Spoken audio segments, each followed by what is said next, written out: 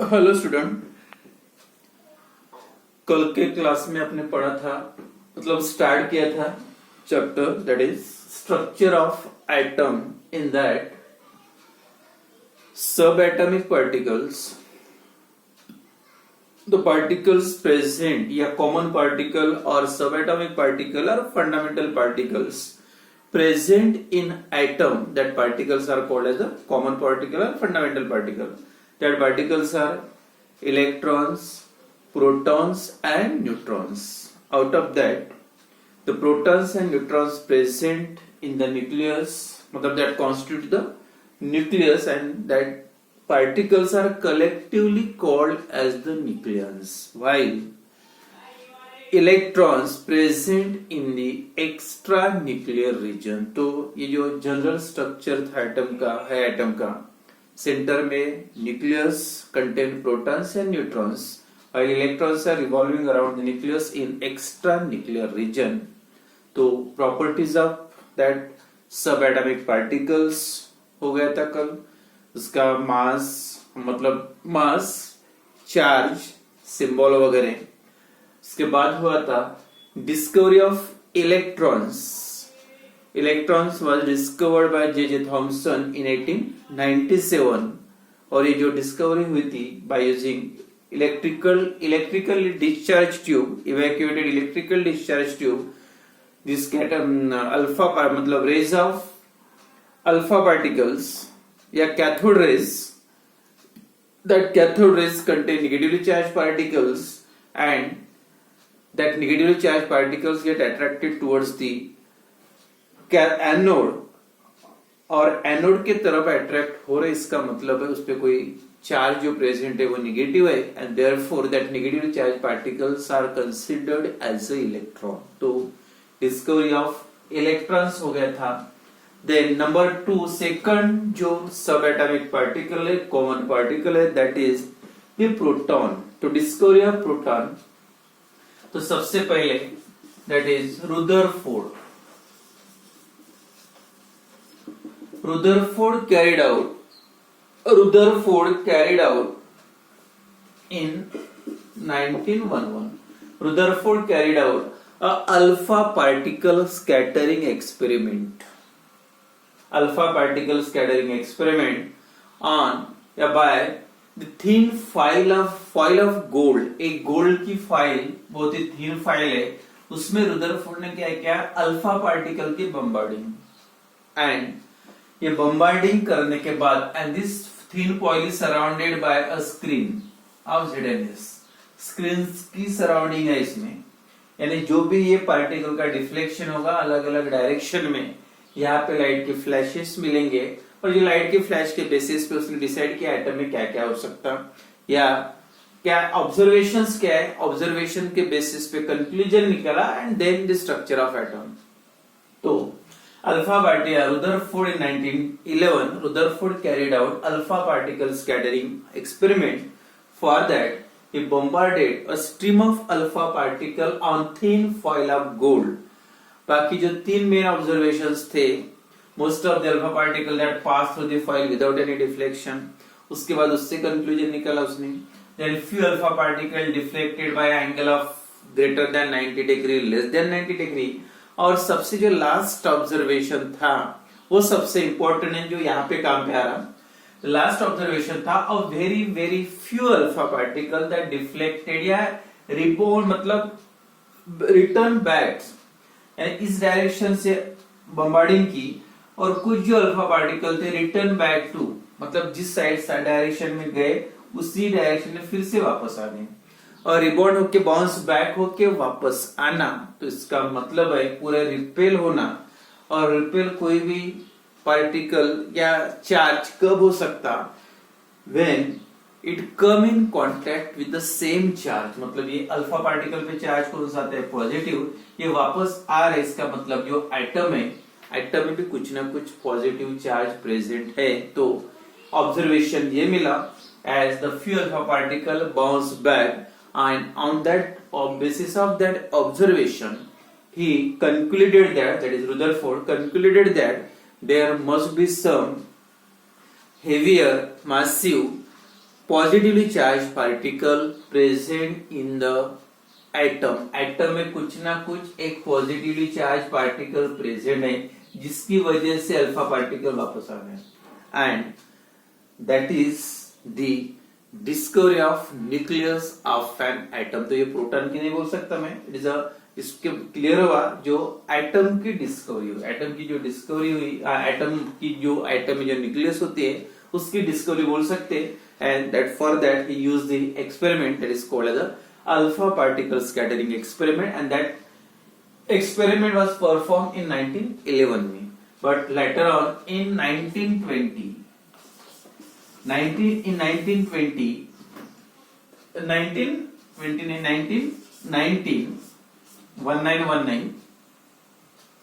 Rutherford also found that a fast moving, तो ये इसके बोल सकते हैं न्यूक्लियस, एवरी एटम में कुछ ना कुछ पॉजिटिव चार्ज प्रेजेंट होता है और वो पॉजिटिव चार्ज स्पेस प्रेजेंट होता है एटम में, and that positive charge space is the nucleus. And later on in 1919 Rutherford again found that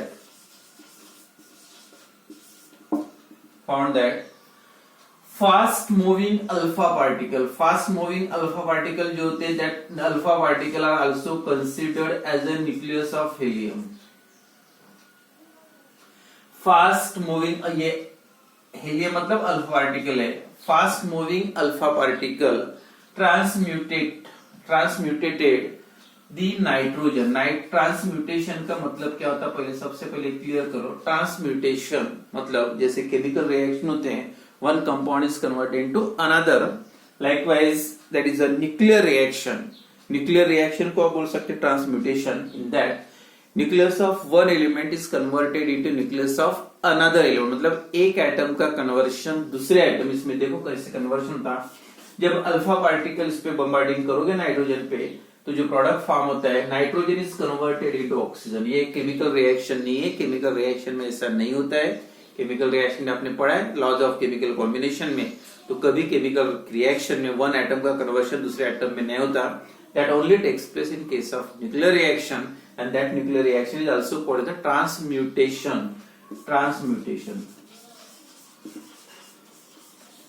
मतलब nucleus of one atom is converted into nucleus of another atom, that is called the transmutation।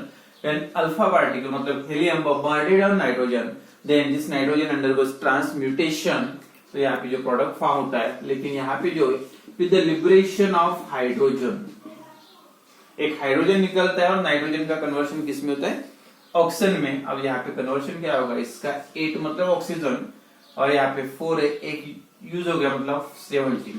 तो जो product form oxygen, nitrogen का conversion oxygen में हुआ, and with the liberation of hydrogen nucleus, hydrogen atom, and Rutherford further found that every element या other elements when it undergoes transmutation, या दूसरे element का भी जब भी ट्रांसम्यूटेशन होता है या दूसरे कोई एलिमेंट का अगर कन्वर्शन होता है, तब भी हाइड्रोजन का लिबरेशन होता था। तो उसी के बेसिस पे मतलब ठीक है, नाइट्रोजन का किया करके देखा उसने, नाइट्रोजन लिबरेट द हाइड्रोजन, यानी conversion of one nitrogen converted to oxygen with the liberation of hydrogen.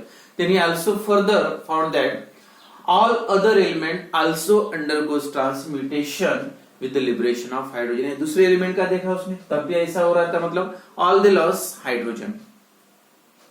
On that basis, Rutherford proposed that hydrogen nucleus, मतलब ये hydrogen nucleus must be present in the nucleus of every element। तो हर atom के nucleus में hydrogen atom present होता है। तो later on this hydrogen is renamed as a proton, वही हाइड्रोजन का बाद में नाम क्या दिया गया, प्रोटॉन। तो ये थी डिस्कवरी ऑफ प्रोटॉन। सिंपल है, हाइड्रोजन जो पहला जो सबसे पहला जो कॉन्सेप्ट जो रुदरफोर्ड ने स्टडी किया था कौन सा, on the basis of alpha particle scattering experiment के बेसिस पे, जो अल्फा पार्टिकल के बम्बार्ड गोल्ड फाइल पे बम्बार्ड करने के बाद कुछ पार्टिकल वापस आए थे, उसके बेसिस पे उसने कंक्लूजन निकाला कि एटम के अंदर कुछ ना कुछ पॉजिटिव चार्ज स्पेस प्रेजेंट है, दैट इज अ न्यूक्लियस। वो डिस्कवरी न्यूक्लियस की होगी। लेकिन उसके बाद जब अल्फा पार्टिकल की बम्बार्डिंग की नाइट्रोजन पे, तो तब क्या हुआ, नाइट्रोजन का ट्रांसम्यूटेशन होके उसमें कन्वर्शन ऑक्सीजन में, लेकिन साथ में हाइड्रोजन भी लिबरेट हुआ। फिर उसने क्या किया रुदरफोर्ड ने, बाकी अदर एलिमेंट का भी ट्रांसम्यूटेशन करके देखा, तब भी हाइड्रोजन निकलता था। तो इसे कंक्लूजन लगाया उसने, तो हर एटम में ये जो हाइड्रोजन न्यूक्लियस प्रेजेंट होती है, एंड दैट हाइड्रोजन न्यूक्लियस का बाद में नाम दिया गया, that is a proton, it is the discovery of proton discovered by that is Rutherford. तो ये हो गया डिस्कवरी ऑफ प्रोटॉन, पहले हुआ था discovery of electron, and last जो पार्टिकल है that is discovery of neutron. Proton, electrons है, neutron, protons positively charge, neutron neutral, and electron is negatively charge. तो ये जो तीनों पार्टिकल्स है, इलेक्ट्रॉन, प्रोटॉन्स एंड न्यूट्रॉन्स, तो electron present in the extranuclear region while proton present at the center, proton and neutron that is in the nucleus, that is also collectively called as the nucleons. तो existence of electrically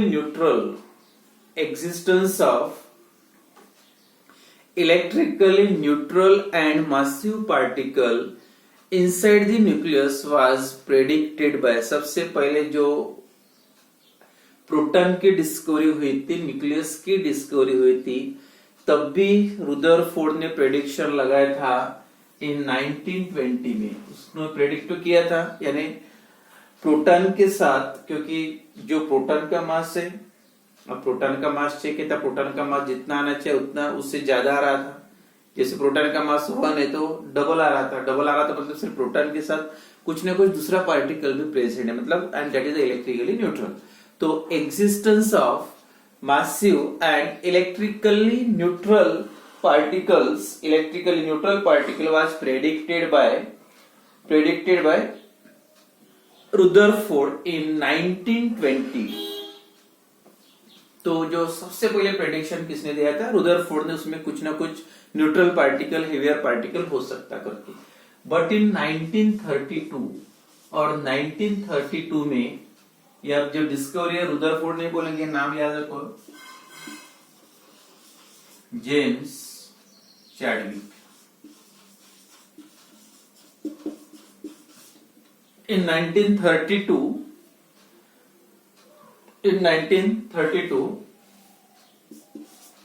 James Chadwick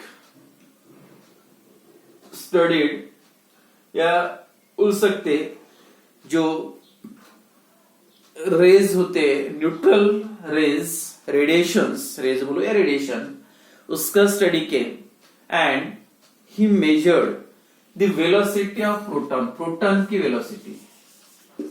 he measured the, पहले हो सकता atom में massive neutral particle, किसका prediction था, Rutherford का, यानी शुरुआत उसने की।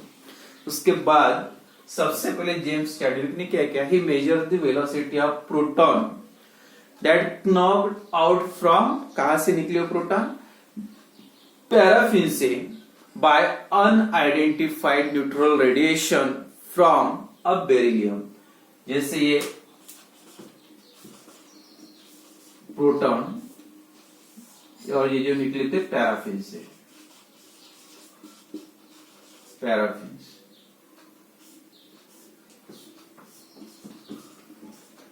ये पार्टिकल है protons,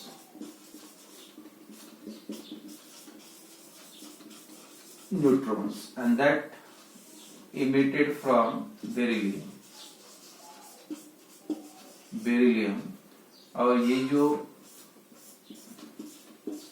source of alpha particle,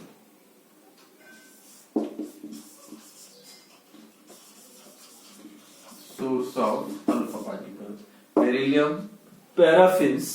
तो सबसे पहले जेम्स चैडविक ने क्या किया, measure the velocity of proton knocked out from paraffin by unidentified radiation। जो रेडिएशन था अनआइडेंटिफाइड, कौन सा रेडिएशन ये पता नहीं था, unidentified radiation, neutral radiation, that from, और वो अनआइडेंटिफाइड रेडिएशन कहां से निकला था, बेरिलियम से, and from that he determine the mass of that neutral unidentified radiation, और उसके बाद जो रेडिएशन था, न्यूट्रल रेडिएशन था, उसका मास डिटरमाइन किया, and which came out to be almost equal to the mass of proton, यानी जितना मास ये प्रोटॉन का है उतना ही, जैसे प्रोटॉन का 1 है तो न्यूट्रॉन का भी 1 रहेगा, इसलिए न्यूक्लियस का मास कितना हो गया 2, 1 प्रोटॉन अगर 1 न्यूट्रॉन है तो mass of proton become equal to mass of neutron, जितना मास प्रोटॉन का था उतना मास न्यूट्रॉन का, and that unidentified particles, neutral particle, heavier particle, name as a neutron. तो उसमें भी कुछ इतना ये नहीं है डिस्कवरी वगैरह, बस साइंटिस्ट का नेम चैडविक इन 1932 कब डिस्कवर किया, which came out to be almost same that of proton, and he named this particle as a neutral particle, as a neutron। तो ये जो पार्टिकल्स है न्यूट्रल पार्टिकल, न्यूट्रॉन, तो discovered by अगर question आता है तो शायद को चैडविक ने डिस्कवर किया है, but their prediction either that present in the nucleus or not, उसका जो प्रेडिक्शन किया था किसने, रुदरफोर्ड ने, शुरुआत उसने की थी, लेकिन लास्ट में जो डिस्कवरी हुई 1932 में, दैट इज द चैडविक। तो ये तीनों पार्टिकल का है, electron J Thomson, proton Rutherford, and last particle कौन से, neutral particle, that is neutron, was discovered by Chadwick in 1932। तो नेम कौन से साल में, और उसके बाद उसकी प्रॉपर्टीज, बाकी उतना कुछ इंपॉर्टेंट नहीं है। देन नेक्स्ट जो टॉपिक है जो आपके लिए नया नहीं होगा, already you studied in standard 9 और 8, एटॉमिक नंबर।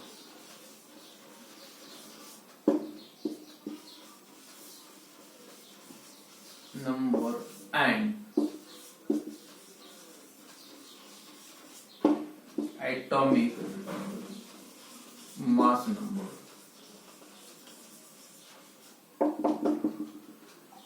क्या atomic number and atomic mass number.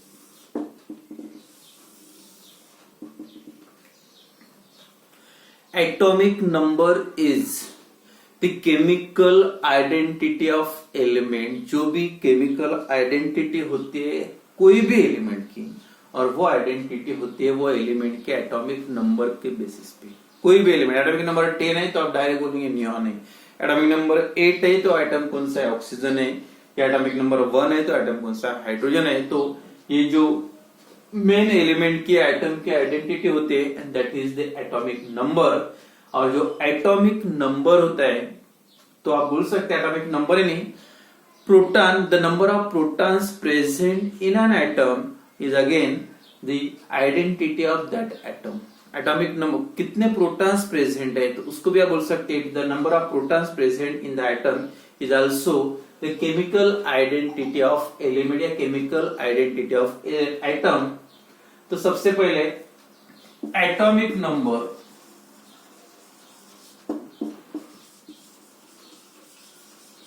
क्या atomic number, what is atomic number, जो फिर से डेफिनेशन मोस्टली डिफाइन के डेफिनेशन के पहले जो न्यूक्लियस पे कोई भी कितने आप उसमें प्रोटॉन, ये तो आपने डिफाइन मतलब डेफिनेशन पढ़ी होगी, the number of protons present in an atom या present in the nucleus of an atom is called as the atomic number. यानी जितने न्यूक्लियस में एटम के प्रोटॉन्स होते that is atomic number, but number of protons कितने हैं वो आप काउंट नहीं कर सकते। तो इसीलिए सबसे पहले जो आइडेंटिफिकेशन हुआ है, जो फाइंड आउट हुआ है कितने प्रोटॉन्स है, उसके लिए डायरेक्ट तो आप आइडेंटिफाई नहीं कर सकते। जैसे कोई टेस्ट करना है तो कलर चाहिए, स्मेल से आप स्मेल के बेसिस पे बोल सकते हैं, आप कलर के बेसिस पे। वैसे अब इस पे चार्ज है तो एक पॉजिटिव चार्ज है तो उसकी तरफ कितने निगेटिव चार्ज अट्रैक्ट हो रहे हैं, अगर एक होता है तो उसमें एक पॉजिटिव है, 2 चार्ज होते तो 2। तो सबसे पहले ये जो डिस्कवरी हुई है on the basis of charge, तो जो पहली डेफिनेशन है एटॉमिक नंबर की, the total number of unit positive charge present on the nucleus of an atom मतलब एटम के न्यूक्लियस पे कितने पॉजिटिव चार्जेस है। 1 यूनिट पॉजिटिव चार्ज है तो 1 प्रोटॉन प्रेजेंट है, 2 यूनिट पॉजिटिव चार्ज है तो 2 प्रोटॉन प्रेजेंट है, एंड देयरफॉर जो नंबर ऑफ प्रोटॉन्स मतलब नंबर ऑफ पॉजिटिव चार्ज। तो सबसे पहले जो डेफिनेशन थी एटॉमिक नंबर की कौन सी, the number of total number of positive charge present on the nucleus of an atom is called as atomic number. Second definition, अब पॉजिटिव चार्ज क्यों प्रेजेंट है, because of presence of proton. ये तो proton पे positive charge होता है, हर proton का +1 unit charge होता है। अब जितने पॉजिटिव चार्ज रहेंगे उतने प्रोटॉन्स रहेंगे, and therefore atomic number is also defined as the number of protons present in the nucleus of an atom. Number of positive charge बोलो या नंबर ऑफ प्रोटॉन्स बोलो, number of protons present in the nucleus of an atom is also called as the atomic number. Number of protons, number of positive charge ये भी चलेगा, लेकिन फिर से as the atom is electrically neutral, अगर atom electrically neutral है, कोई charge नहीं है, तो क्यों, उसका रीजन है number of electron is equal to जितने पॉजिटिव चार्जेस है उतने ही निगेटिव चार्जेस। अगर 2 इलेक्ट्रॉन है तो 2 निगेटिव, 2 प्रोटॉन है 2 पॉजिटिव, मतलब क्योंकि +2 - आंसर कितना आएगा 0। मतलब no charge present on the atom means atom is electrically neutral. अगर एटम इलेक्ट्रिकली न्यूट्रल है तो न्यूट्रलिटी मेंटेन करने के लिए जितने प्रोटॉन्स है, जितने पॉजिटिव चार्ज है उतने इलेक्ट्रॉन्स भी होना। तो एटम में क्या होता है, जितने पॉजिटिव चार्ज होते हैं उतने इलेक्ट्रॉन्स भी होते हैं। तो maintain the electrical neutrality of an atom there must be same number of electrons and proton, and therefore third definition, the number of protons or electrons, the number of protons or electrons present in an atom is also called as the atomic number. तो same ही तीनों definition क्या है, first the number of protons और the number of positive charge और the number of electrons, लेकिन single number of electrons नहीं, number of protons और इलेक्ट्रॉन ये चलेगा, लेकिन number of electrons present in an atom ये डेफिनेशन रॉन्ग है। तो क्या क्या लिख सकते हैं, number of protons present in the nucleus of an atom is called as atomic number. The total number of positive charge present on the nucleus of an atom is also called as atomic number, और the total number of protons or electron present in an atom is also called atomic number.